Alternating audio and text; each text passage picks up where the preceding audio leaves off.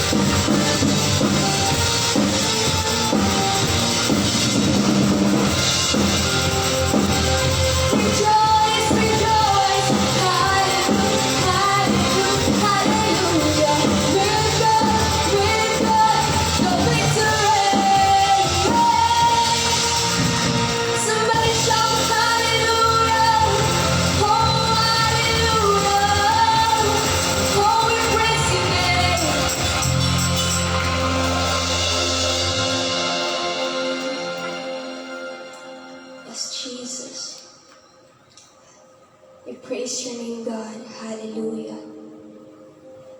Hallelujah.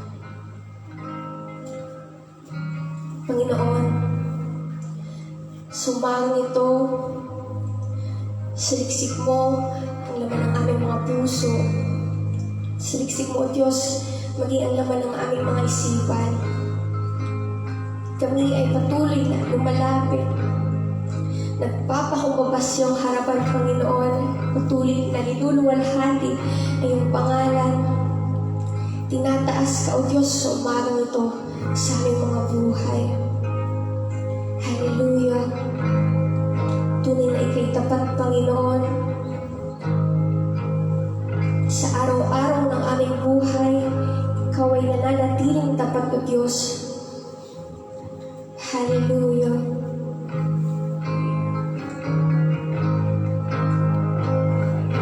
Yes, Jesus.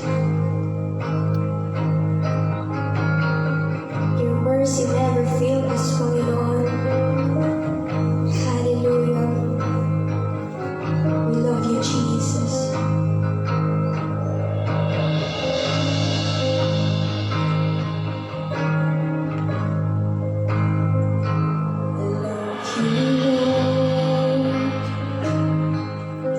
For your mercy never failed me, and all my days I've been held in your hand.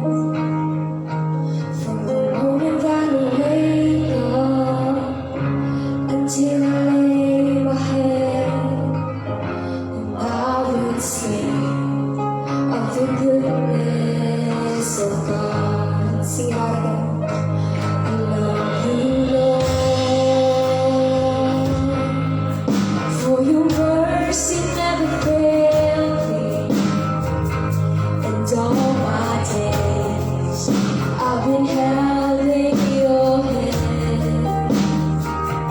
From the moment that I wake up until I lay my head, oh, I will sing of the goodness of God. And all my life you have been faithful. And all my life you have been so, so good. With every breath that I am made, oh, I will sing of the goodness of God. I love your voice. You have led me through the fire in the darkest night. You are close like no other. I know you was a father. I know you was a friend. Oh, I love you in the goodness of God. Oh, so my life you have been faithful. Oh, so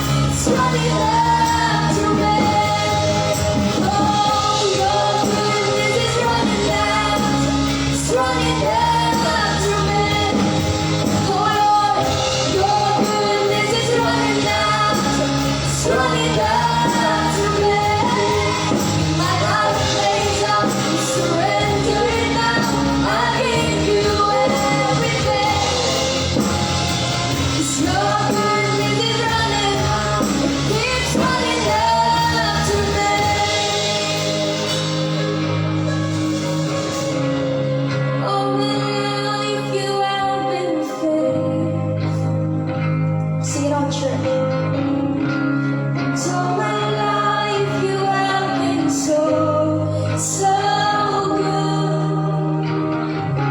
With every breath that I am made, oh, I will sing of the goodness of God. All my life, all my life, all my life, you have been faithful. You're so good. All my life, you have been so, so good. With every breath that I am made, oh, I will sing of the goodness of God. Oh, I will sing of the goodness of God. Oh, I will sing of the goodness of God.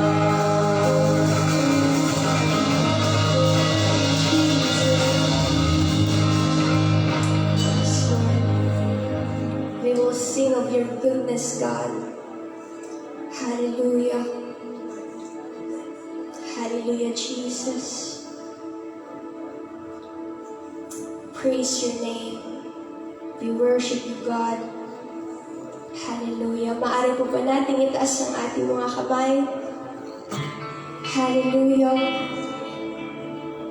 And let us welcome the Holy Spirit to come and fill us. Hallelujah. Oh, Holy Spirit, you are welcome. We honor you. Hallelujah. Yes, Jesus. Tuloy tayong magsambit ng pasasalamat sa ating Panginoon. At hayaan natin na patuloy tayong mapuno, mapuspos ng Kanyang Santong Espiritu. Hallelujah. Lord, we come to you. At patuloy na aming inaasang Panginoon ng kapunuan, sabay-sabay naming maranasan sa umagang ito. Hallelujah, Lord God. Let your Holy Spirit fall on us, O God.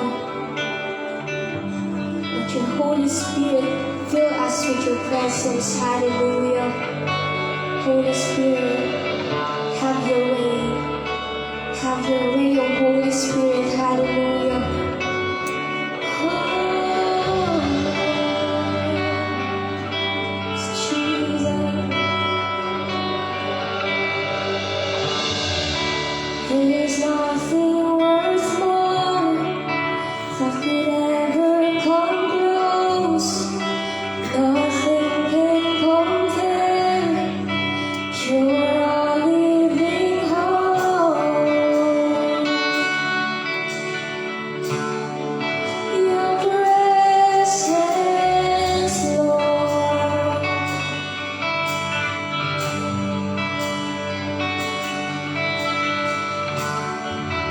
I've tasted and seen of the sweetness of love, where my heart becomes free and my shame is undone. In your presence, Lord.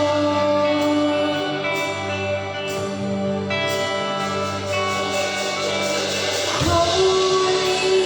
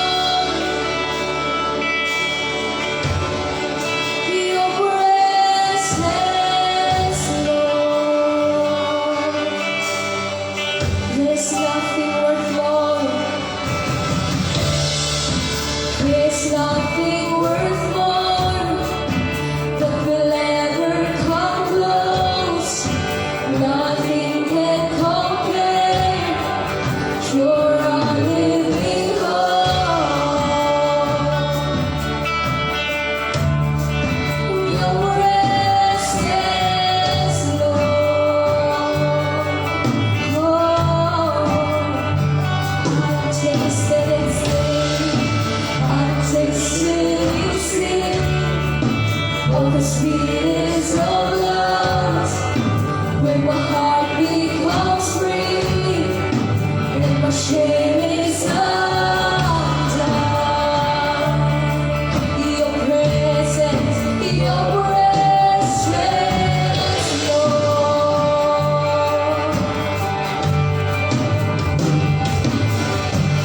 Holy Spirit, you are welcome. Come flood this place and fill the atmosphere.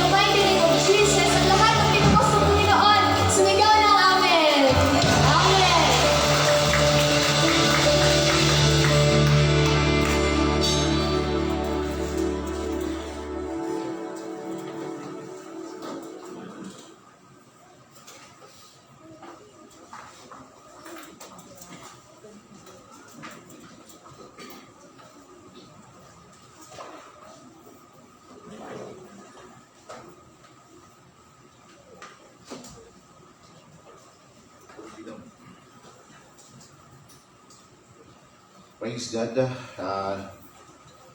Tunay po na napagaganda palagi ang ginagawa ng Panginoon sa buhay ng bawat mananampalataya, lalo-lalo sa iglesia po ito. So kahapon meron tayong mga kapatid na ating pong nagtatalaga ng kanilang buhay sa Panginoon. So, nais ko lamang pong tawagan ang mga kapatid na ito na nagtalaga ng kanilang buhay sa ating Panginoon, na tumanggap ng bautismo sa tubig na lubog, at ito yung unang hakbang ng kanilang pagsunod sa nais at kalooban ng Panginoon sa kanilang buhay. So, tinatawagan ko po Sister Maria Lorna Carullo at Brother Ivan Carullo para atin pong tanggapin bilang mga bagong kapatid sa pamilyang ito ng Life Church. Okay? So, nais po kayong tawagan dito sa harapan para may panalangin kasama ng congregation bilang opisyal na pagtanggap. So, bilang mga kapatid sa pananampalataya, tayo po ay mayroong responsibilidad na dapat pong gawin sa mga kapatid po natin ito. No? So, mga kapatid, sa ating pananampalataya, aking pinakikilala sa inyong lahat ang ating mga bagong kapamilya sa tahanan ng Diyos. Sila'y aking ipinapaubaya sa inyong pag-ibig at pag-aaruga. Nawa sila'y matulungan ninyong lumago, tumibay at maging matapat sa lahat ng pagkakataon sa kanilang bagong pananampalataya sa Panginoon. Ang mag-inang ito, si Sister Maria Lorna Carullo and Brother Ivan Carullo. So, hinihiling ko po sa congregation na atin pong extend ang ating kamay sa mga kapatid na ito at atin po silang ipanalangin.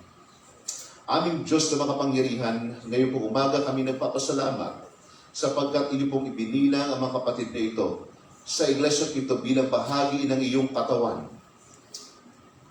Bilang kapamilya, I pray Lord na sila'y patuloy mong samahan, pangunahan, lalong lumalim at dumago sa kanilang pananampalataya sa iyo. Ama, ikaw po ang patuloy na magpala sa kanilang buhay. Ano man ang pagsubok na maaaring pagdaanan, alang-alang sa pagsunod sa iyo, patuloy mo ipakita sa kanila na ikaw ang Diyos na tapat, nananatili at kayang pagpalay ng kanilang buhay sa gitna man ng maaaring makaharap nila mga pagsubok. At dakilang Diyos, dalangin ko po na hayaan mo na kailang maipakilala ka bilang tagapagligtas Panginoon sa sanlibutan ito. Tunay na ikaw lamang tayong pag-asa. And I pray, Lord, na sa mga ipagkakatiwala mo sa kanilang gawain, patuloy mo silang pangunahan at pagpalain. Dalangin po namin, kasama ng mga kapatid sa iglesia ito, na patuloy ng pakalangit na pagpapala ang igawad mo sa kanila at patuloy na silyuhan ang kailang puso ng iyong Santong Espiritu. Salamat po, Ama, sa iyo lamang pinakamataas sa pagpuring parangal at amin pong itinatalaga Sister Maria Lorna Carullo and Brother Ivan Carullo sa iyong makapangyarihan at mapagpalang kamay sa pangalan ng Ama, ng Anak at ng Espiritu Santo. Amen. Amen. Praise God. So, kapalain po kayo ng Panginoon, mga kapatid sa pananampalataya. So, tunay po na nang nakaraang linggo tayo po ay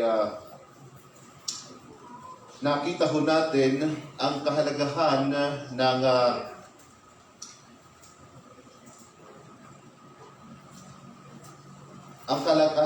kahalagahan ng ating pong pagsunod sa nais ng Panginoon. And nakita rin natin kung paano ang mga Israelita, sila po ay gumawa ng hakbang ng hindi ho ayon sa kalooban ng Diyos. At ito ho yung pinaka-worst at hindi sila nakapag-antay sa tamang panahon na itinakda ng Panginoon sa kanilang buhay. So, bilang mga mananampalataya, no, kasama ho ng pag-aantay sa plano ng Diyos, sa timing ni Lord, ay ang pakikinig sa kanyang sinasabi. Napakahalaga ng pakikinig sa sinasabi ng Diyos. Maaring itong sinasabi ko na hindi na natin pa naririnig sa panahon ngayon ang eksaktong, kumbaga, maliwanag na salita mula sa Diyos mismo. Okay? At wala nang maaaring mag-claim sa panahon natin ngayon na narinig kong nagsabi sa akin ang Diyos. So wala na ho sa panahon natin ngayon. At halos ito po'y tapos na. Meron namang pangungusap ang Diyos na inilalagay niya sa ating puso. Sapagkat nariyan ang salita ng Diyos at napakalinawanag ng salita ng Panginoon. Okay? Napakalinaw ng salita ng Diyos. So, hindi nakapag-antay ang mga Israelita sa itinakdang plano ng Diyos sa kadahilanan na hindi rin sila marunong makinig sa sinasabi ng Diyos. Ngayon, bilang karugtong nito, tingnan natin ang panganib na dala ng kawalang pakikinig sa Diyos. Pakikinig sa kalooban ng Panginoon. Pakikinig sa Kanyang salita. Mula ho dito sa Zechariah chapter 7, verses 1 to 14. Zechariah 7, verses 1 to 14. Ganito po ang sinasabi ng talata. No? From verse 1, mula ho dito sa New King James Version, now in the 4th year of King Darius, it came to pass that the word of the Lord came to Zechariah on the 4th day of the 9th month Kislev.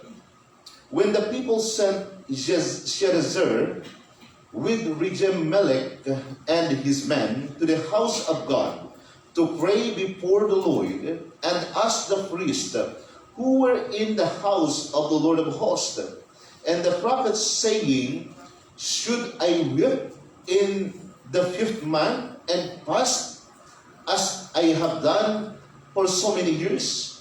Then the word of the Lord of hosts came to me, saying, say to all the people of the land and to the priest, when you fast and mourn in the 5th and 7th month during those 70 years, did you really fast for me? For me?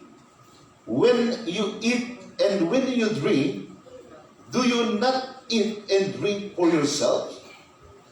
Should you not have obeyed the word which the Lord proclaimed through the former prophets, when Jerusalem and the cities around it were inhabited and prosperous, and south and the lowland were inhabited?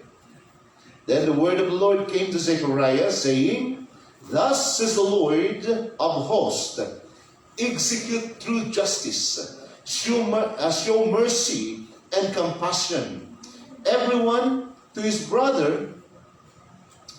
Do not oppress the widow or the fatherless, the alien or the poor. Let none of you plan evil in his heart against his brother. But they refused to hear, shrugged their shoulder, and stopped their ears so that they could not hear. Yes, they made their hearts like flint, refusing to hear the law of the words which the Lord of hosts had sent by his Spirit through the former prophets.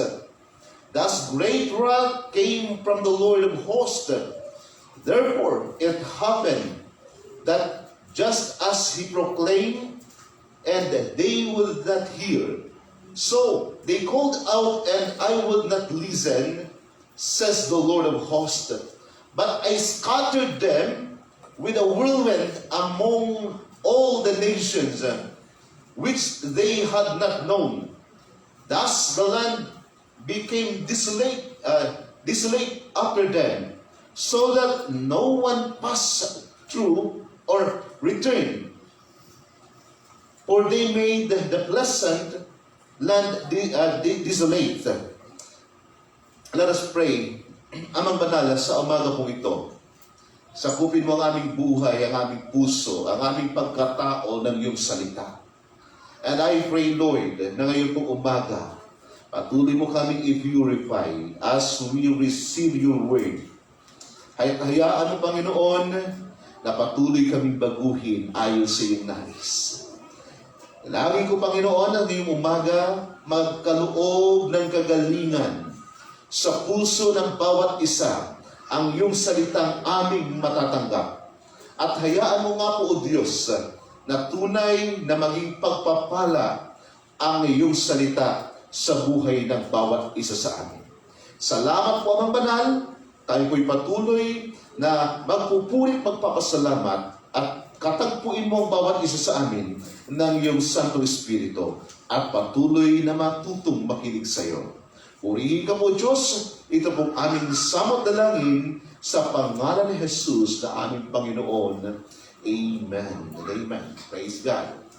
So, mapansin po natin kay Zechariah, ang propeta ng Diyos na ipinadala sa panahon na talagang mayroong kaguluhan at napakahalaga ng ginagampanan ng mga propeta ng araw.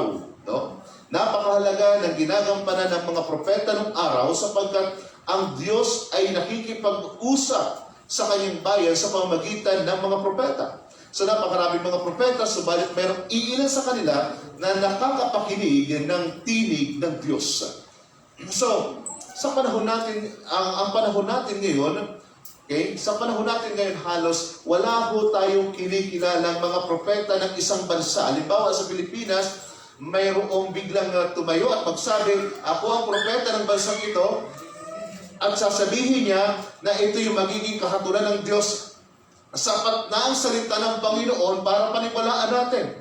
Sa panahon natin ngayon, bawat isa sa atin, bawat na tinubos, bawat mananampalataya, ay mga propeta ng Panginoon. At ano ang katotohanan binabanggit natin, sinasabi natin sa mga tao? Napakahalaga na magbalik loob sa Diyos at magsisira ng kasalanan sapagkat tiyak ang kapahamakan, ang kahatulan ng Diyos. So, bawat isa sa atin ay propeta pero wala ho tayong posisyon para sabihin natin o ang tawagan ho natin sa loob ng church ay prophet. No? Wala ho tayong ganoon. Subalit ginagampanan natin ang tungkulin ng pagkapropeta. Sapagkat tiyak kung mayroong kapahamakan at ang kailangan ng tao, walang iba kundi si Kristo. Ang pagsisiya ng kasalanan, talikuran ng kasalanan, at ipasakop ang buhay sa Panginoon. Na siya naghandog ng kanyang buhay doon sa krus ng Kalbaryo. So, ginagampanan natin, subalit wala ho tayong titulo para tawaging propeta. Sapagkat kung mayroong mga propeta magsisipaglilabasan ngayon, sila po ay mga bulaan. May mga panahon tsamba-tsamba na mahulaan nila kung ano mangyayari. Sa dinami-dami ba naman ang kanilang sabihin o na magkakaroon ng lindol sa ganitong lugar? Okay? Magkakaroon ng mga karamdaman sa ganitong lugar o sa ganyang lugar. Or dito sa buong Bicol magkakaroon ng baha sa taong 2023. No? So, possible na mangyari yun pero hindi niya tinukoy kung nasa ang lugar sa Bicol. Napakalawak ng Bicol. No? So, yun pala, nasa isang purok lang. Maaring magkatotoo dahilan na tsambahan. At maaari siyang paniwalaan na talaga si propeta. Subalit sa panahon natin ngayon ito maliwanag, wala na hong propeta na ipinadala ang Diyos sa panahon ito. Marami magsisipaglabasan, lalong-lalo na sa evangelical, na magpapakilala sa mga conference, biglang lilitaw sila si prophet na kung ano-ano ang haba ng balbas para mapaniwala kay propeta sila. So, hayaan nyo na ho na ako lang ang magpahaba ng balbas. So, yung magsisipaglabasan ngayon, sila po ay hindi mula sa Panginoon. Tama na ang salita ng Diyos na ma-establish na paniwalaan natin, panghawakan natin, ipangaral natin. Ngayon, mahalaga ang prophet sa panahon ng Old Testament. Okay? Ipinapahayag ng Diyos kung ano ang kanyang kalooban. Inihahayag ng Diyos kung ano ang mangyayari. Inihahayag ng Diyos kung ano dapat nilang sundin. Subalit, sadyang matitigas ang ulo ng mga Israelita. Ano ang mga rason bakit hindi mapakinggan ang tinig ng Panginoon? Ano ang mga rason? Unang-una, okay, bakit hindi mapakinggan ang boses? Unang-una, dahilan bingi. Natural, kapag kabingi, kahit na anumang salita mo, Bumubuka lamang yung bibig mo, subalit hindi nila matanggap ang mensahe mo. Hindi nila matanggap ang sinasabi mo. Pangalawang rason, bakit hindi marinig ang boses, mayroong ilan, kahit nasabihan mong magsaing ka na, kung iyan ay natutulog, hindi niya marinig ang sinasabi mo. Okay? Kung iyan ay tulog, nandiyan siya, pero tulog siya, hindi niya marinig ang sinasabi mo. Okay? Kaya, huwag kayong matutulog. Okay? Pangatlo, not interested to message. Maaring ang tao ay kaharap mo, maaring nakatingin sa iyo, pero hindi siya interesado sa mensahe mo, kaya hindi niya mapakinggan, hindi niya talaga marinig ang sinasabi mo. Okay? May mga pagkakataon na ganoon, kaharap mo, subalit hindi niya matanggap ang mensahe sapagkat hindi siya interesado sa sinasabi mo. Pang-apat, no? Nagkukunwari na hindi ka naririnig. No? And may mga pagkakataon na marami kang sinabi, pero kapag ka tinanong mo, ano ang masasabi mo? Biglang, ano po yun? Pakiulit nga po. Halos, may mga estudyante minsan, pagkahalos, nauubusan ng allowance, nasa loob ng klase, maya, okay, anong masasabi mo patungkol dito? No? Anong paliwanag mo patungkol sa nature ng Diyos? At tapos ay paliwanag mo yung nature ng Diyos, maya, pakiulit nga po, Pastor, ano nga po yun? Okay? Ano nga pong ibig sabihin na kenosis, Pastor? Okay? So, yung problema ng mga Israelita, no? Ang problema ng mga Israelita is nagpipretend sila na hindi nila naririnig ang boses ng Diyos. Maliwanag ang sinasabi ng Panginoon sa kanila, subalit sila ay nagbibingi-bingihan. Sila ay nagkukunwari na hindi nila napapakinggan ang sinasabi ng Panginoon. Okay? So, ganun po yung kalagayan ng mga Israelita. Okay? So, kung titingnan natin yung background, ang mga Israelita ay taon-taon silang nag-aayuno. Ang mga Israelita noong panahon na pinamamahalaan ni King Darius. Sapagkat nung time na ito, nasa panahon sila ng pagkakatapon. Okay? Nasa panahon sila ng pagkakatapon at yung ilan ay nasa kanilang sariling bansa. Nasasakop sila ni King Darius, although nasa loob sila ng kanilang sariling bansa, noong 518 BC. Okay?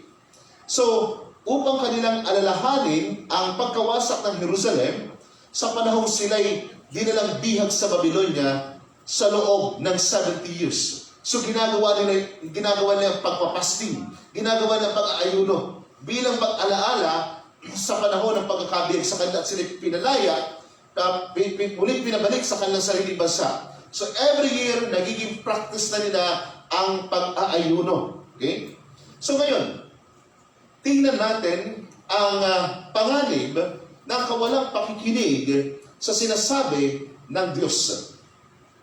Okay? Unang-una, not listening to God may result in participating in religious event but failing to have inner spiritual experience. Pansinin natin ang verse 1 to 3, okay?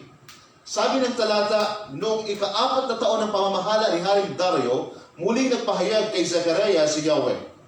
Naganap ito noong ika-4 na araw ng buwan ng Kislev, ang ika-9 na buwan ng taon. Ang mga pangkat ni Serzer at Regem-Melech ay isinugo ng mga taga-Bethel upang mamanhik kay Yahweh at itanong sa punong saserdote kung kailangan pa silang magluksa sa ika-5 buwan tulad ng dati nilang ginagawa. No? Pansinin natin yung salitang tulad ng kanilang dating ginagawa. Ipinapatanong nila, kailangan pa ba talaga na kami ay mag-ayuno? Kinakailangan pa ba talagang gawin namin ito? Bakit nila kinakailangan ipatanong? Sapagkat maaari sa panahon ng pag-aayuno nila, wala nang magandang nangyayari sa kanila. Maaari sa mga panahon na sila tumatawag kay Yahweh, parang wala na rin silang nararanasan na gumagawa si Yahweh sa kanilang kalagitnaan. Maaari sa mga panahon na yon, ginagawa nila as practice ang isang bagay, kagaya ho ng ating punto sa umagang ito, no? Failing to have inner spiritual experience sa kawalang pakikinig. Ginagawa nila by tradition. Okay? Ginagawa nila by tradition. So, naitanong nila ang bagay na ito, no? Should we continue to mourn and fast each summer of the anniversary of the temple destruction as we have done for so many years? Hindi mo masama yung mag-inquire. Hindi masama ang magtanong.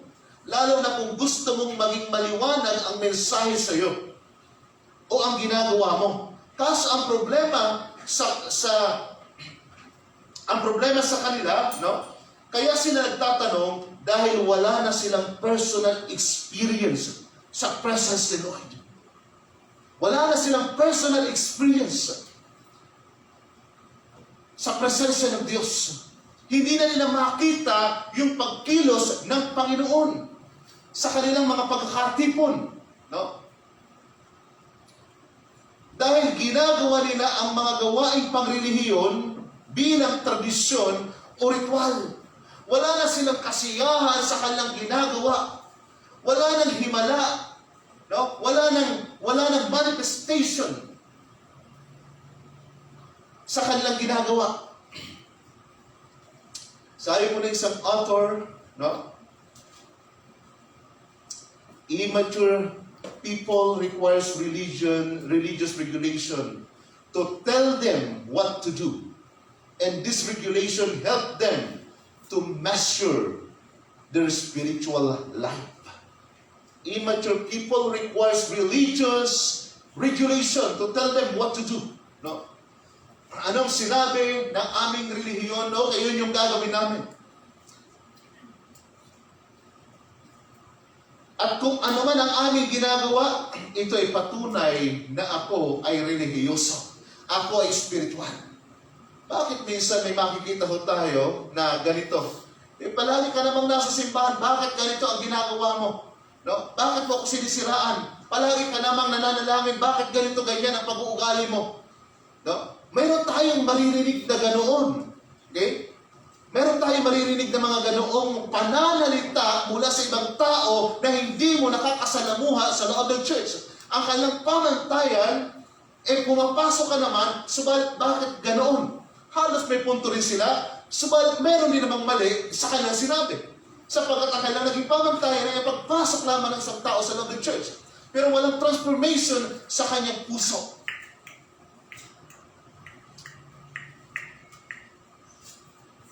God wants us to mature spiritually and grow from obeying rules to following principles and cultivating a vital personal relationship with Him.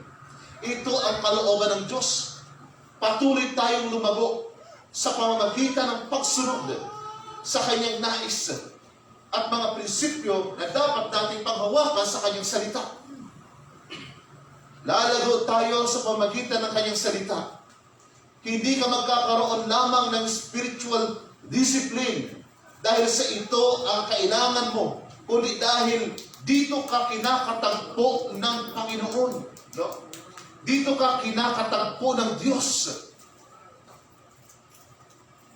Sabi po ni Warren Wiersbe, no? Sabi ni Warren Wiersbe, the danger of tradition is that it can easily turn into traditionalism.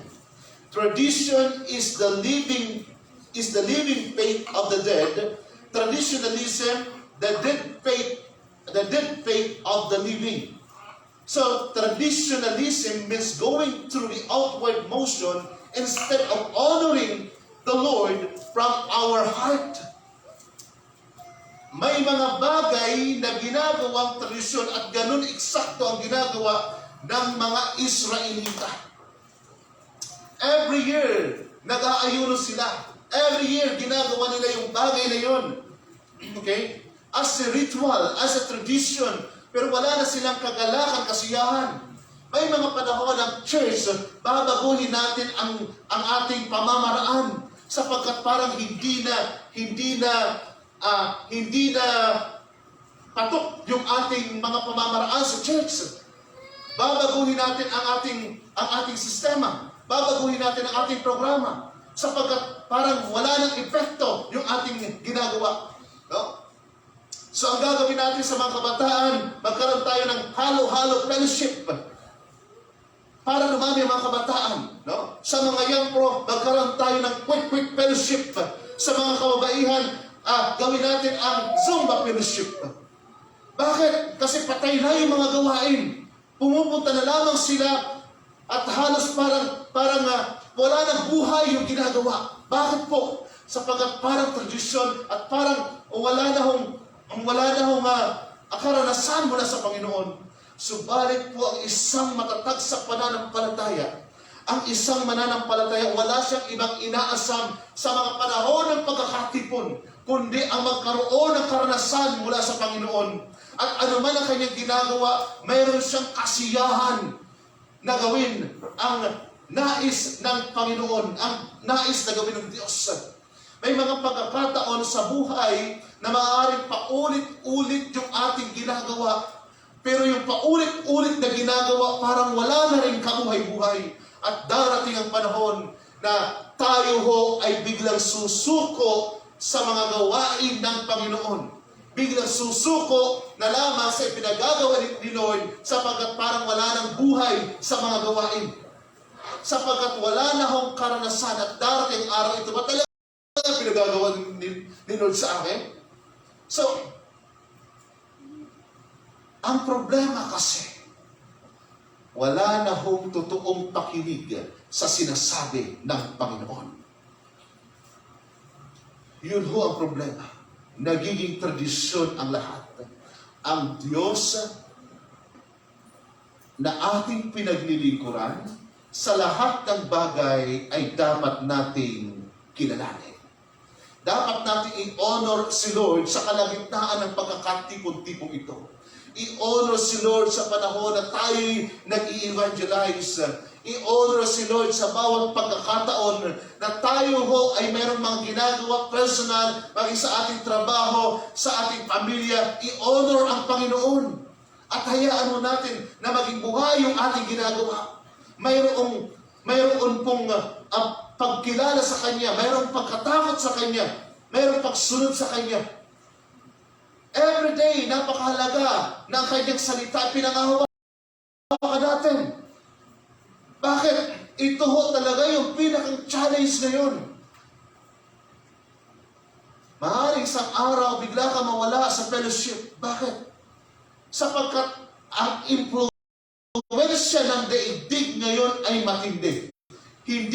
Sa panahon ngayon, hindi ka mawawala dahil sa persecution. Hindi ka mawawala dahil sa pagsubok. Maaaring mawala ka sa panahon ngayon dahil sa impluwensya ng daigdig. Lalong-lalo na sa mga kabataan natin ngayon. So kung hindi tayo grounded sa Word of God, isang araw, makita natin ang ating sarili kasama nila. So ito yung mahirap, no? Na maging tradition ang mga bagay na ginagawa natin at wala ng kabuhay-buhay. Not listening to God may result in participating in a religious event, but failing to have inner spiritual experience. Pangalawa, not listening to God, no, may result in loss of sincere desire for a loving relationship with God. Verse 4 to 7.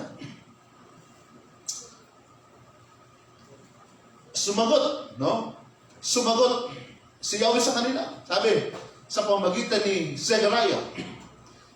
Ito ang mga salita sa akin, Yahweh, sabihin mo sa mga mamamayan ng buong lupain at sa mga saserdote, ang pagluluksa at pag-aayunong ginagawa ninyo tuwing ikalima at ikapitong buwan sa loob ng 70 taon ay hindi pagpaparangal sa akin. Sila'y nagkakainan at nag-iinuman para mabusog at masiyahan. Ito ang sinabi ni Yahweh sa pamamagitan ng mga unang propeta na ang Jerusalem ay at ang mga lungsod sa paligid dito ay hindi pa nawawasak at nasa panahon ng kaunlaran. Okay? So tumugon ang Panginoon sa kanila. Okay? Hindi nila ginagawa o hindi nila sinusunod kung ano ang sinasabi or ginagawa nila. Kaso nga lang, yung kanilang mga ginagawa sa buhay, ang problema, wala ho talagang totoong pag-ibig sa Panginoon. Sa mga anak minsan, maaari sumunod sa ipinag-uutos ng magulang for the sake ng pagsunod. May mga anak naman na sumusunod dahil sa pag-ibig sa kanilang mga magulang. Ang nais na pagsunod ng Diyos, ang nais ng Panginoon na pagsunod natin sa Kanya, hindi dahil lamang mayroong kalooban siya na dapat na mangyari, kundi dahilan mahal natin ang Panginoon kung bakit natin siya sinusunod. No? Hindi dahilan mayroong batas sa Old Testament, gano'n ang mga Israelita. No? Dahilan mayroong batas, sila sumusunod dahilan sa batas. Pero wala hong totoong pag-ibig sa Diyos. Alam ng Diyos ang totoong laman ng kanilang puso sa kanilang pagtatanong. Ginawa nila ang pag-aayuno at mga kasiyahan para sa kanilang sariling kasiyahan lamang. No? Ginagawa nila para sa kanilang sariling kasiyahan. Diba? Mapapansin ninyo, minsan may mga pagkakataon, kasi ito yung binanggit dito, ginagawa nila sa sarili nilang kasiyahan ng mga bagay at hindi para sa Panginoon. No? Sabi diyan, sila'y nagkakainan at nagiinuman para mabusog at masiyahan. May mga pagkakataon, no? Okay, meron tayong relasyon. Meron tayong outing. Saan? No? Magkakaroon tayo ng team building sa isang resort. No? Sama ka. No? So, anong pinakang purpose? Anong pinakang purpose? Ang pinakang purpose, at least manuway na ako doon sa lugar na yon. Pero ang tanong, mayroon bang layunin na magkaroon ng karanasan sa Panginoon? Mapunuan ang presensya ng Diyos? May mga pagkakataon sa buhay ho natin na ang motibo ho natin minsan sa isang bagay ay hindi ayon sa kalooban ng Diyos, kundi para tayo ho ay masiyahan. Halos po sa mga churches na kagaya ho nito, no? Sa mga churches na kagaya ho nito, na hindi ho masyado nangangaral ng mga motivational, no, preaching, more on exposition ng Word of God, no? At halos kapag napapakinggan ho natin ang salita ng Panginoon, parang direkta yung tama sa atin, parang tayo yung palaging pinatatamaan, parang yung tayo yung palaging pinagsasabihan, parang kilala ka ng pastor kapag nangangaral ang pastor, no? Halos kapag ang focus mo, ang purpose mo, no? Ang purpose mo para masiyahan ka sa maaaring marinig mo, kapag nakarinig mo isang review, maaaring hindi ka na bumalik sa Life Church. So, ang pinakang nais ng Panginoon is yung motive ho natin na maayos sa kanyang harapan. So, maliwanag dito sa passage na ito, no? Maliwanag sa passage na ito na sinabi sa kanila ng Panginoon, ginagawa nila yung pag-aayuno at mga kasiyahan para sa kanilang sariling kasiyahan at hindi para parangalan ang Diyos. So parang ganito minsan, no? May mga pagkakataon na yung anak ay nag-birthday. 1 year old yung kanyang anak. Okay? Nag-birthday yung kanyang anak. Tapos, nagkaroon ng salo-salo o kasiyahan. Minsan mapapansin po natin na hindi naman yung nag-birthday anak ang talagang nasiyahan. No? Hindi niya pag-aano ma-appreciate yung kanyang first birthday. No? Hindi yung celebrant ang nag-i-enjoy. Madalas, yung tatay, inuman silang mga kaibigan, yung nanay, tuwang-tuwa sila ng kanyang mga amiga dahil na-appreciate yung handa at pag-asikaso. Maaari sanang ginawa yung maaaring nagastos doon at para makinabangan ng anak ay na-save nila sa future o edukasyon ng kanilang anak. Pagdating ng araw, maaaring ma-appreciate ng anak. Bakit po? Ang punto dito, sino nag-enjoy? Talagang yung celebrant? O yung mga magulang mismo? So kasiyahan ng magulang ay paghanda ka ng anak. Pero ang tanong, ano yung impact nito sa kanilang anak? No? Sila ba talaga? Pero mas practical yung ganoon na isave para sa future ng kanilang anak. Yamang hindi niya pag-aano ma-appreciate ang bagay ng handaan na yun. Ma-appreciate niya yun kung may picture taking na nangyari and after 5 years, after 20 years, ito pala ako ng 1 year old.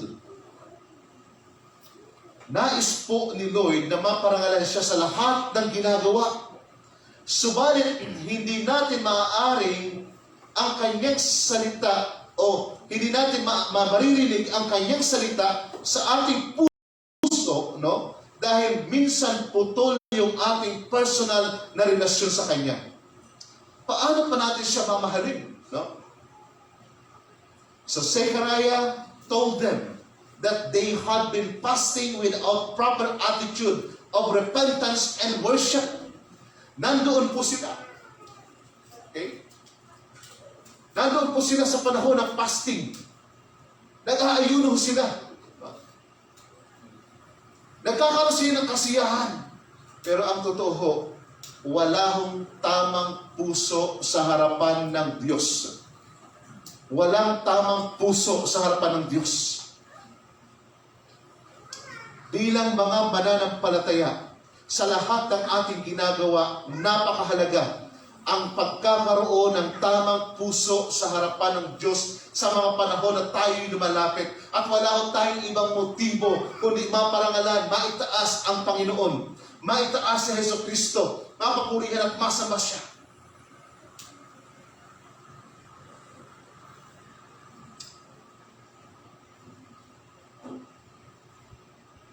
God says that an attitude of worship without sincere desire to know and love Him will lead to ruin. Okay? Sincere desire, Revelations chapter 2,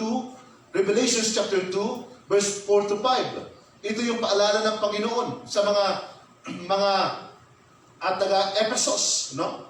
Revelations chapter 2, verse 4 to 5. Sabi niya, ngunit ito ang ipinagdarandam ko sa iyo. Nanlalamig ka na sa akin, hindi mo na ako mahal tulad ng dati. Alalahanin mo ang dati mong kalagayan, pagsisihan at talikdan ang iyong masasamang gawa at gawin mong muli ang ginagawa mo noong una. Ito po'y maliwanag na paalala ng Panginoon sa mga taga-Efeso. Sa umpisa napakaganda ng kanilang ginagawa. Sa umpisa, mahal na mahal nila ang Panginoon. Lahat ng bagay gusto nilang gawin, mapaglingkuran, maparangalan ang Diyos. Subalit habang tumatagal, ginagawa pa rin nila yung kanilang ginagawang paglilingkod, subalit wala ng totoong pagmamahal sa Panginoon. May mga panahon, basta na lang nila magawa ang isang bagay, subalit ang kanilang puso ay malayo sa Diyos. May mga panahon ba sa buhay natin na halos ganito ang nangyayari? Na may mga bagay na ginagawa pa rin natin, ipinagpapatuloy dahil ito yung ritual, ito yung tradition, ito yung kinalakihan ko. Subalit may mga panahon na ang layo ng ating puso sa Panginoon. Pwede pa rin naman tayong umawit ng magandang awitin, makalangit, pero malayo ang puso natin sa Panginoon. Pwede ho tayo manalangin, pero malayo yung puso natin sa Kanya. Pwede ho tayo pumunta sa church, pero ang layo ng puso natin sa Panginoon. Pwede ho tayo mag-lead ng Bible study, pero ang layo ng puso natin sa Panginoon. Ito yung problema. Walang pag-ibig sa Panginoon. Nanlamig ang pag-ibig kay Lord. Maaaring may mga pagkakataon na minsan sa buhay ho natin, no, nararanasan natin ang ganito. Pero ang hamon ng Panginoon dito sa talatang ito, remember then how far you have fallen. Repent and do the works you did at first. No? Otherwise, I will come to you and remove your lampstand from its place unless you repent. May bagay na dapat pagsisipan. As Christian, bakit po masyadong minsan, ligtas na ho tayo mga kapatid. Ligtas na ho tayo dahil ang biyaya ni Diyos na nananagana. Pero may mga bagay sa buhay na kinakailangan nating tingnan. May mga bagay sa buhay na kinakailangan din nating talikuran. Mga panahon na minsan nire-reveal ni Lord sa buhay natin, ini-expose tayo ng Panginoon para mas magawa ho natin ang tama, pero meron tayong kahandaan sa bawat araw sa pagmuling pagbabalik ni Hesus Kristo.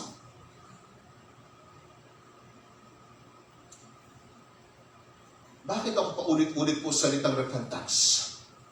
Bakit every time na mag-preach ako palagi mayroong word na repentance? No? Ito'y hamon sa mga mananampalataya.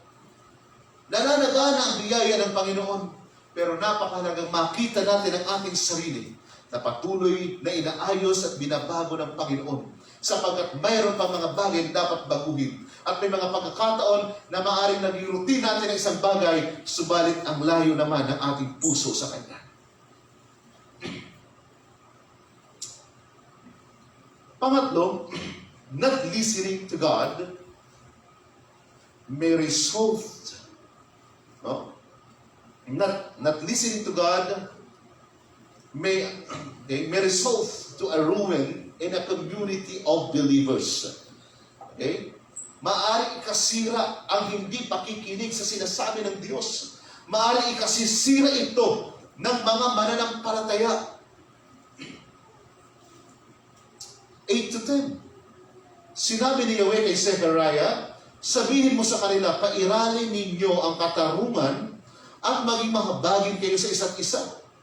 Huwag ninyong aapihin ang mga babaeng balo, ang mga ulila, mga taga-ibang bayan, o ang mahihirap.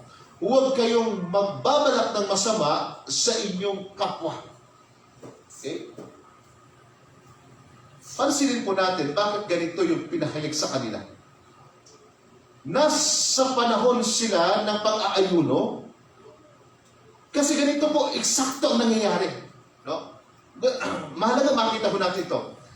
Nag-aayuno sila, ginagawa nila yung ritual, ginagawa nila yung tradisyon, naghahandog sila kay Yahweh, pero malayo ang kanilang puso, so ginagawa nila ang ritual, ginagawa nila ang paghahandog, ginagawa nila ang kasiyahan, ginagawa nila ang fasting, subalit sa kanilang buhay ay walang magandang resulta.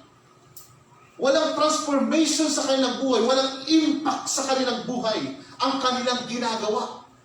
Ginagawa nila sapagkat mayroong kautusan, gawin nila taon-taon ang pag-aayuno bilang pag-alaala sa panahon na sila'y nabihag ng ibang bayan. Ginagawa ho nila yung ritual. No? Subalit, ito ho ang hindi maganda. Pag-uwi ng tahanan, pag-uwi ng bahay, wala silang pakialam kasi napakahalaga ho ng pag-care ng community, ng mga Israelita sa kanilang kapwa Israelita.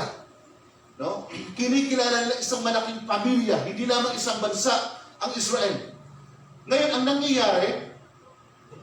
nangyayari, wala ho silang pakialam sa kanilang kapwa Israelita kung bakit binigyang pansin ito. Oo nga, ginagawa mo ang pagkarelihiyoso. Pero ganito naman ang ugali mo sa iyong kapwa. Ganito naman itrato mo sila. So, binigyang pansin ito. Bakit po? sa kawalan ng pakikinig sa sinasabi ng Panginoon, halos yung kanyang pag-uugali na hindi na bago, bagamat gumagawa ng mga ritual sa buhay, at hindi lubos na nabago, pagdating ng kanilang bahay, no, wala siyang pakialam, halos ito ho ay nakasisira sa community. Nasisira. Hindi nila tutulungan yung dapat nilang tulungan. Ito ho ang talagang problema. No? Ito po talaga ang problema. Yung tayo ho ay mga taga-light of the world. Naging consistent, maging consistent ho tayo sa ating pamumuhay. Maging consistent tayo, maging sa ating sinasabi. Maging consistent ho tayo, maging sa community. No? Hindi lamang sa harapan ng Panginoon, maging sa ating kapwa mananampalataya sa iglesia. Maging sa labas na makita ang liwanag ng Panginoon. Sapagkat kung ang isang bagay ay gagawin lamang natin bilang ritual, maaaring ito'y magiging dahilan na ikasira ng community natin. Magiging ikasira ng ating testimony bilang tagasunod ni Kristo. Maaaring ikasira ng iba na dapat abutin pero hindi natin ginagawa na sila'y abutin. Maaaring dapat natin tulungan na patatagin ang kailang pananampalataya pero hindi natin ginagawa. Pero sinasabi natin, may relationship pa naman ako kay Lord. Mayroong pag-ibig pa naman ako kay Kristo. Pero hindi nakikita ang kapangyarihan sa buhay. Halos, eksakto yung sinabi ng Panginoon o ni Apostle Paul kay Timothy sa 2 Timothy chapter 3 verse 5. Na darating ang mga huling araw, no? May mga magkukunwaring may pananampalataya, ngunit hindi naman makikita sa kanila ang kapangyarihan nito. No? In the last days, okay? In the last days, mangyayari ang mga bagay na ito. At ito ho'y ikasisira ng mga mananampalataya. Ikasisira ng community kapag wala hong totoong pakinig sa sinasabi ng Panginoon. Ganon ni-rebuke ng Diyos ang mga Israelitang ito. Bakit po? Gumagawa ng ritual, pero hindi talaga nakikinig sa Diyos.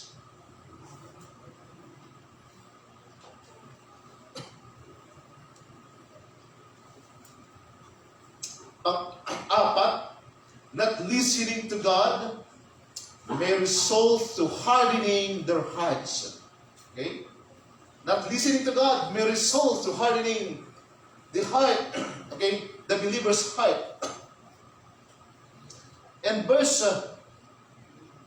11 to 12, ngunit di nila ito pinakinggan. Matigas ang kanilang ulo at sila'y nagbingi-bingihan. Yung word dito ginamit, ano? Nagbingi-bingihan. Alam nila yung sinasabi ni Lord, subalit anong kanilang ginawa? Sila'y nagbingi-bingihan. Okay? Maliwanag yung mensahe ng propeta sa kanila, subalit sila'y nagkunwaring hindi nila narinig. Sapagkat ayaw nilang gawin yung ipinagagawa sa kanila ng Diyos. Verse 12, ipinilit nila ang sariling kagustuhan at hindi dininig ang sinabi ni Yahweh. Okay? Hindi dininig ang sinabi ni Yahweh, bagkus ipinilit ang kanilang sariling kagustuhan. Hindi dininig ang sinabi ni Yahweh sa pamamagitan ng mga propeta. Dahil dito, labis siyang nagalit sa kanila. Mapapansin natin ang katotohanan. Actually, minsan, hindi dahilan sa mas napatigas ng kanilang puso. May mga panahon na matigas na talaga ang kanilang puso at ayaw nila makinig sa sinasabi sa kanila. Ngayon, dahil ayaw pa rin na makinig, ipinagpatuloy nila ang katigasan ng kanilang puso hanggang sa humantong na ginagawa nila ang bagay na hindi ayon sa gusto ng Panginoon. Sapagkat dumating yung araw na sabi diyan, ang sabi ng talata, Sa verse 12, ipinilit nila ang sariling kagustuhan. No? Ito po ang talagang minsan nangyayari sa tao, sa atin. Maliwanag sa atin bilang mananampalataya na ang Diyos ay mayroong plano sa buhay natin. Maliwanag para sa atin na ang Diyos ay mayroong kalooban na dapat nating sundin. May mga pagkakataon minsan na kapag hindi natin alam ang plano ni Lord, yun yung gagawin natin, yung gusto natin, at yung para sa ikasisiya ng buhay natin. Mga bagay na magandang pakinggan para sa atin. Mga bagay na gusto lamang natin para sa ating sarili. May mga pagkakataon naman sa buhay natin na kumbaga maliwanag na sa atin kung ano ang kanyang kalooban, subalit may mga panahon nangingibabaw yung ating sariling kagustuhan. Okay? Nangingibabaw yung ating sariling kagustuhan. May mga pagkakataon na hindi natin matanggap ang kagustuhan ng Diyos sapagkat minsan ang kagustuhan ng Panginoon ay parang masakit sa atin. Sapagkat hindi natin lubos maunawaan kung ano ang maaaring kahinatnan ng kanyang kalooban. Subalit, sa mga panahon na iyan, hindi umiiral ang ating pananampalataya sa Diyos. Sapagkat ang isang mananampalataya na buong puso ang kanyang pagtitiwala sa Diyos, no, para kang nakasakay sa isang bus na halos bangin sa kabila at mayroon pong matatarik na bundok dyan na gumuguho minsan. No? Parang nakasakay ka sa bus. Marunong ka naman mag-drive pero hindi mo kabisado ang kalsada. Mayroong driver na kabisado niya ang kalsada. Ikaw minsan alalang-alala. No? Alalang-alala at minsan ang dahil mong sinasabi, oy, dahan-dahan dyan. Ano minsan, no?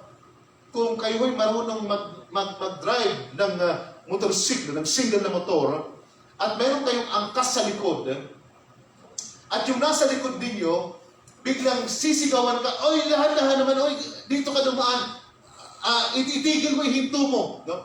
Kapag ka ganun yung angkas mo, halos maaaring minsan sabihin mo sa kanila na kayo na lang ang mag-drive. Bakit? Unang-una ikaw na driver, kabisado mo yung kalsada, no? Kabisado mo yung lawak ng kalsada, although hindi mo tayo nakatitiyak, pero kabisado mo ang kalsada. Pero kapag ka mayroon kang ganung angkas na parang walang tiwala sa'yo, no? May mga panahon nga sa mga mag-asawa, kinukurot ng asawa yung kanyang asawang lalaki. No? Kapag ka nagpatakbo na ng sasakyan. May mga pagkakataon na parang gusto mo sabihin, ikaw na mag-drive. No? Minsan, wala ka kasing tiwala sa driver. Sa ating buhay ay ganun din. Kung mayroon kang lubos na pagtitiwala sa Panginoon, kahit na ano ang pagdaanan mo, nandun ang pag-asa mo. Kahit hindi mo pa nakikita ang kagandahan, nandun ang pag-asa mo at gagawin mo ng buong puso, buong pagtitiyaga, buong pagmamahal at pananampalataya ang kalooban ng Diyos. Bagamat may mga panahon na parang masakit para sa atin ang kanyang kalooban, pero gagawin mo pa rin sapagkat mayroon kang tiwala na ang buhay mo ay hawak ng Panginoon.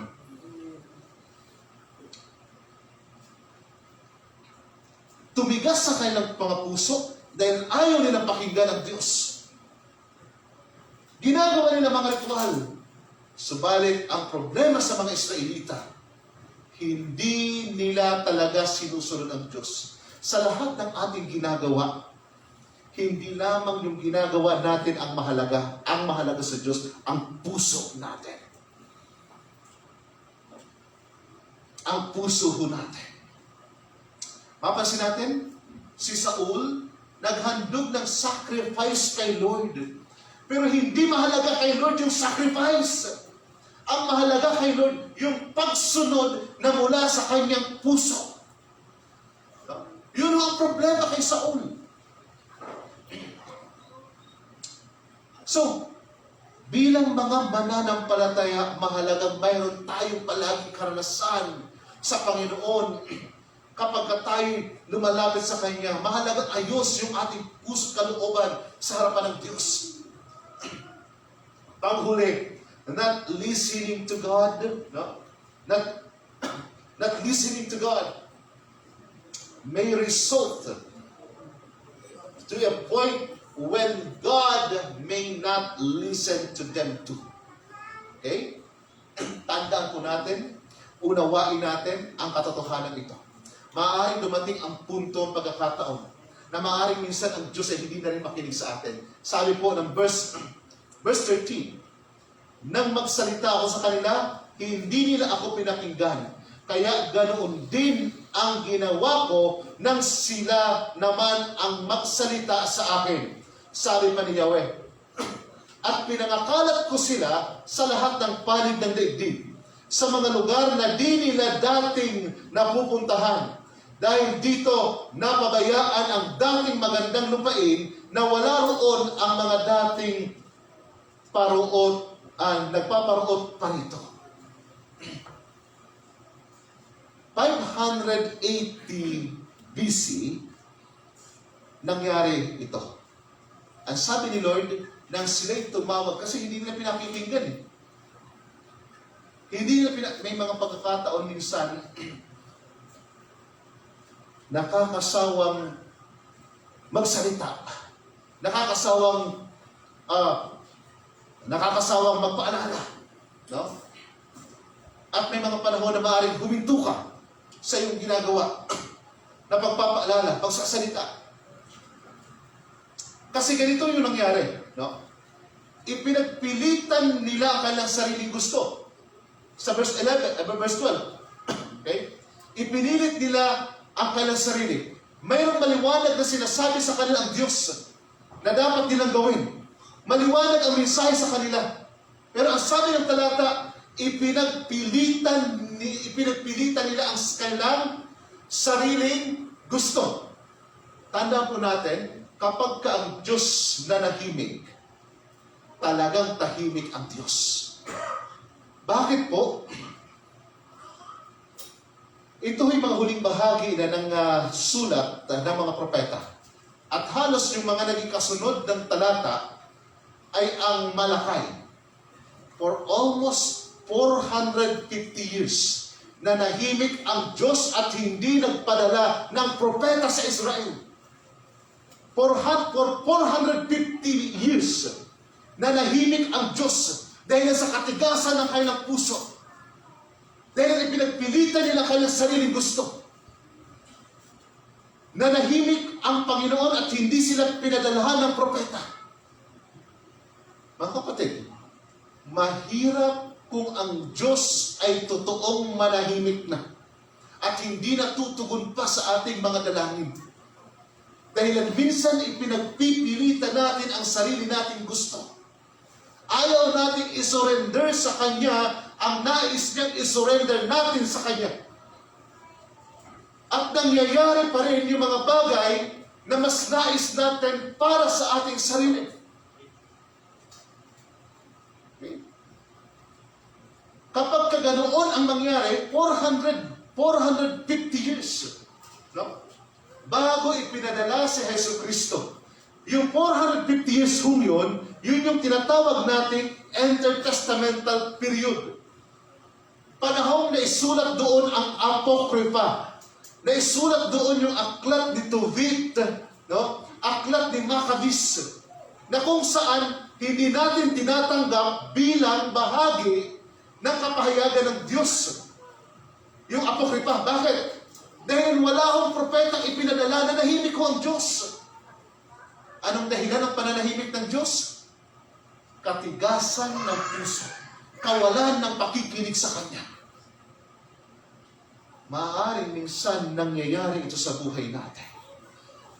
Minsan inaalaw nga ng Diyos na dahilan sa katigasan ng ating puso.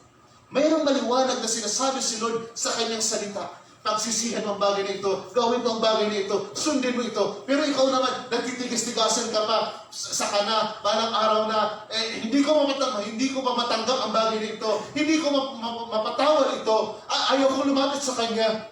May mga bagay na ganoon, na maliwanag na sinasabi, pero may mga pagkakataon, sinasabi ni Lord na, ihinto mo ang bagay na iyan. Hindi mo dapat ginagawa ang bagay na ito. No?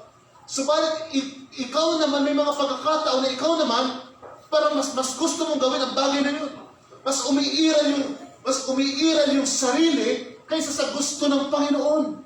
May mga panahon na hinahayaan ng Diyos. May mga panahon na hindi ka naman sasawayin ng Diyos, kundi hahayaan ng Panginoon na gawin mo yung bagay na yun sapagkat yun ang ginusto mo, subalit pagdating ng araw, yun din ang pagsisisihan mo. At sa mga panahon na nagsisisi ka na, doon mo hahanapin ang Diyos, Lord, tulungan mo ako. Pero yun yung mga panahon na parang wala ng pagkakataon. Bakit po? Pinalampas mo yung opportune time o yung tinatawag nating Kairos time. No? Panahon na dapat ginawa mo na, subalit hindi mo pa ginawa dahil sa katigasan ng puso. Yun yung mahirap. Okay?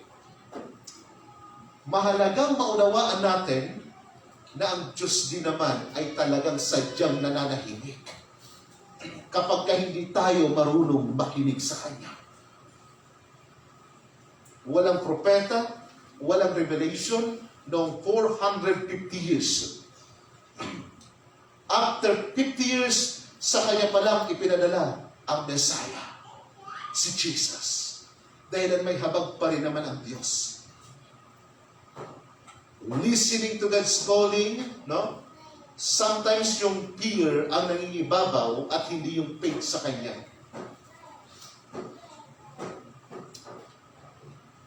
Most of the time, yung calling, yung ipinagagawa ni Lord ay maliwanag. Pero may mga pagkakataon na i-justify natin ang isang bagay. Minsan, sinasabi ng iba, nauunawaan naman ako ng Diyos.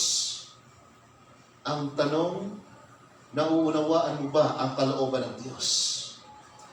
Mga kapatid, ito yung hamon sa umagang ito.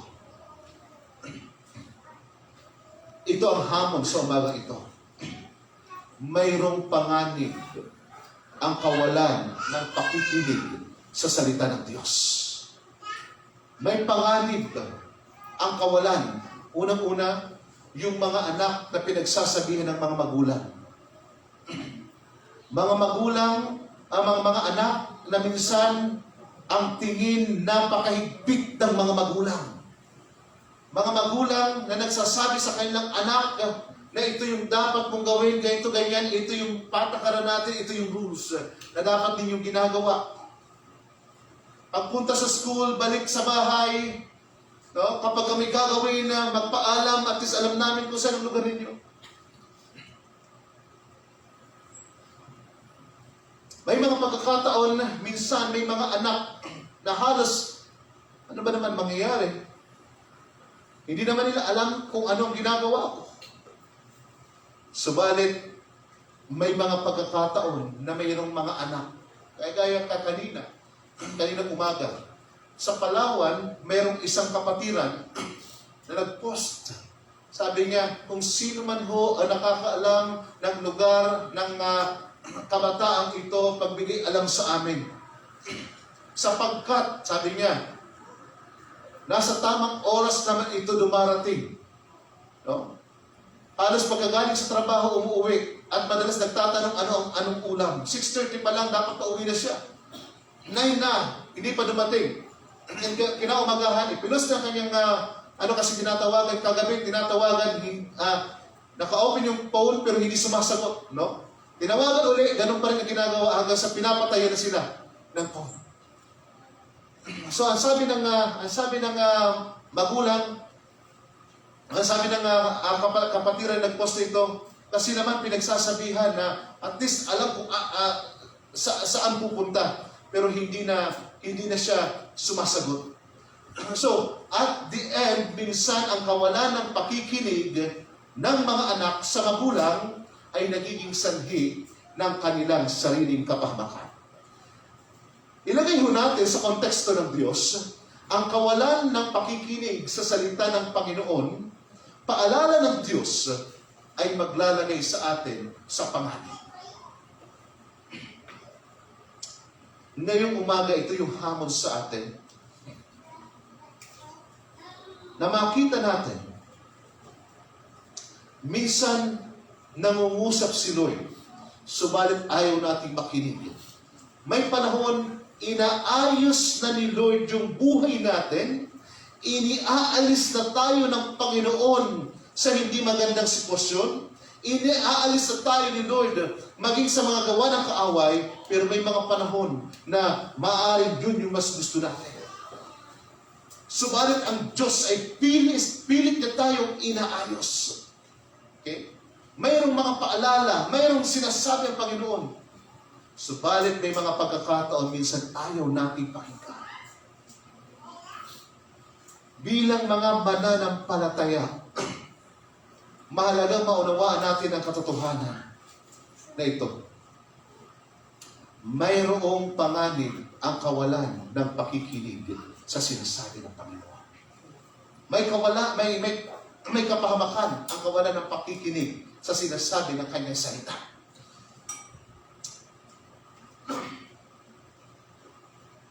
May panganib ang mga panahon na maaaring minsan ritual na lamang ang ating ginagawa. Pwede kang mag-join na sa mga gawain, subalit kumusta ang kagalakan mong gawin ang bagay na ito? Kumusta ang puso natin? Ito ba'y ayos sa harapan ng Diyos? Ginagawa pa rin ba natin ng maayos ang mga bagay na kanyang pinagagawa sa atin bilang mananampalataya? Maaaring minsan, every Sunday, pumapasok ka sa church, pero hindi mo matanggap ang message ng Panginoon. Every Sunday, nandito ka, pero pagbalik mo, ganun pa rin. At wala kang makitang panibagong bagay sa buhay mo. Minsan ang problema ay ang personal na pakikipag-ugnayan natin sa Kanya. Mga kapatid, ito yung pinakang hamon sa atin ngayon. Makinig tayo sa kung anong sinasabi ng Kanyang salita. Pasakop tayo sa salita ng Diyos. Bago pa dumating ang panahon na hindi tayo pakinggan ng Panginoon. Hindi lang, ang Diyos ay hindi, darating lang ang panahon na hindi na nakikinig ang Diyos kung wala na tayong personal na pakikipag-ugnayan sa Kanya. Kung putol na yung ating relationship sa Kanya. May mga panahon na hindi niya na mapakinggan ang maaaring sabihin natin sa Panginoon. Sa mga panahon na maaaring ritual yung ginagawa natin, tradisyon yung ginagawa natin. Pero hindi na rin tayo mapakinggan sapagkat may mga panahon na mas gusto pa rin natin ang ating ginagawa. So ito po'y malaking hamon sa atin bilang mananampalataya. Bagamat unang-una, ito'y sinasabi sa mga Israelita. Subalit sa panahon ng New Testament, panahon ito, hindi tayo exempted sa Kanyang salita. Sapagkat maaaring minsan may mga panahon na maliwanag ang Kanyang sinasabi, pero minsan hindi natin pinakikinggan. Maliwanag ang kanyang salita, pero hindi natin sinusunod. Sapagkat may mga panahon na may gusto rin naman tayong mangyari para sa buhay natin. Ngayon pong umaga, naway tanggap natin ang salita ng Diyos. Naway tanggap natin ang kanyang salita. Mayroon pong kahirapan ang kawalan ng pagsunod. Mayroong panganib ang kawalan ng pakikinig. Maaaring ngayong umaga sa ating buhay, eksaktong mayroong sinasabi si Lord sa pamamagitan ng kanyang salita. Maaari ho bang iyuko natin ang ating mga ulo? Atin pong ipikit ang ating mga mata.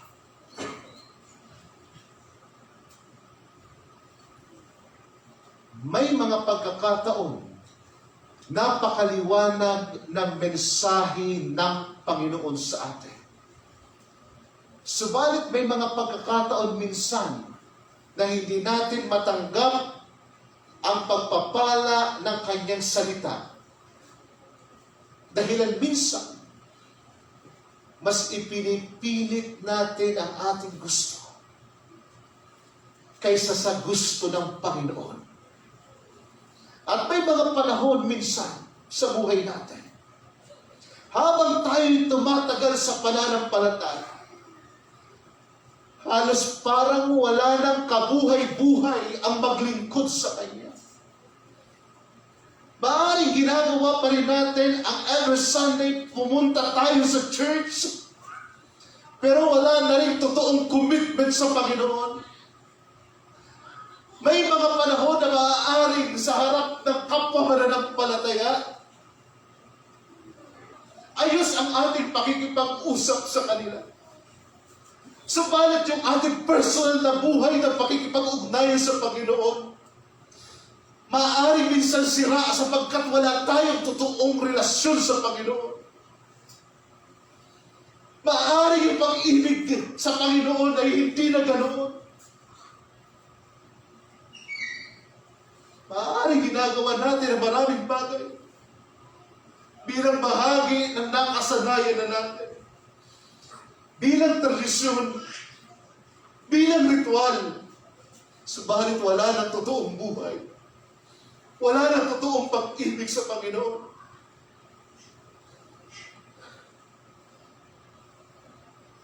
Mga kapatid, ibalik natin ang ating puso sa harapan ni Kristo.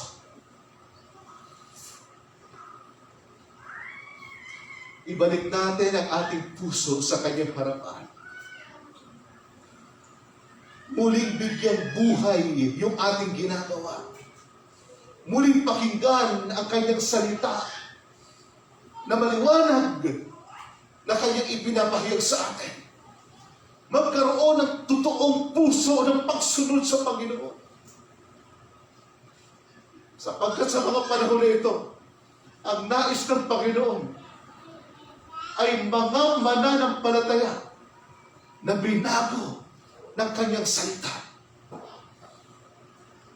Mga mananampalataya na tatayo, nagsasabi ng kadakilaan ng Diyos. Maaaring minsan, nararanasan natin ang ganitong bagay sa buhay natin.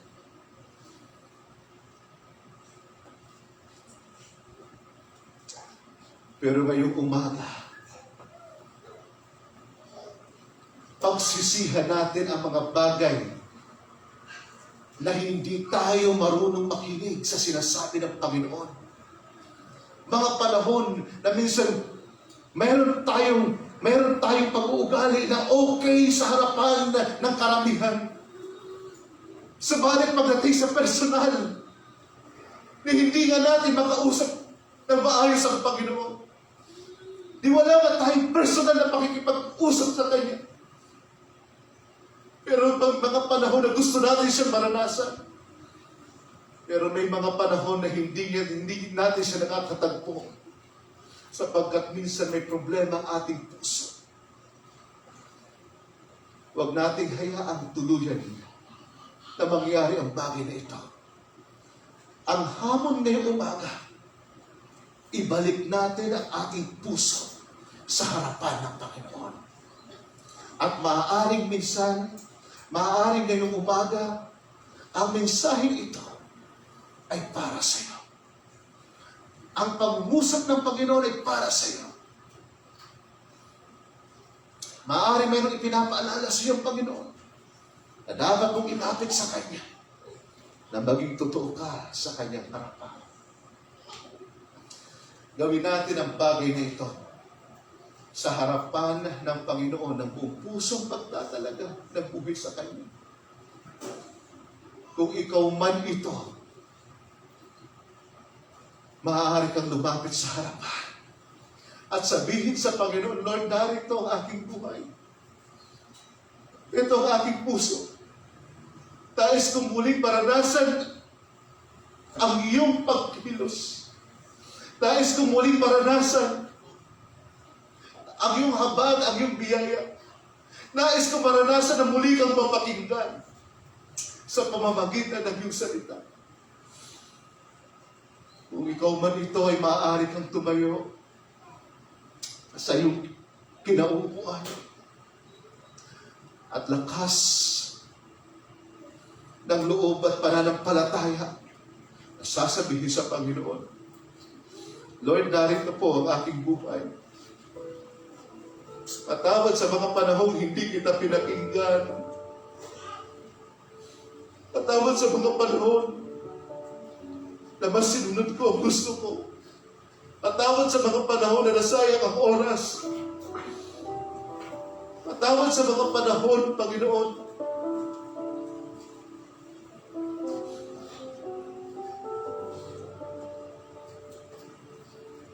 na mas gusto ko ang nangyari.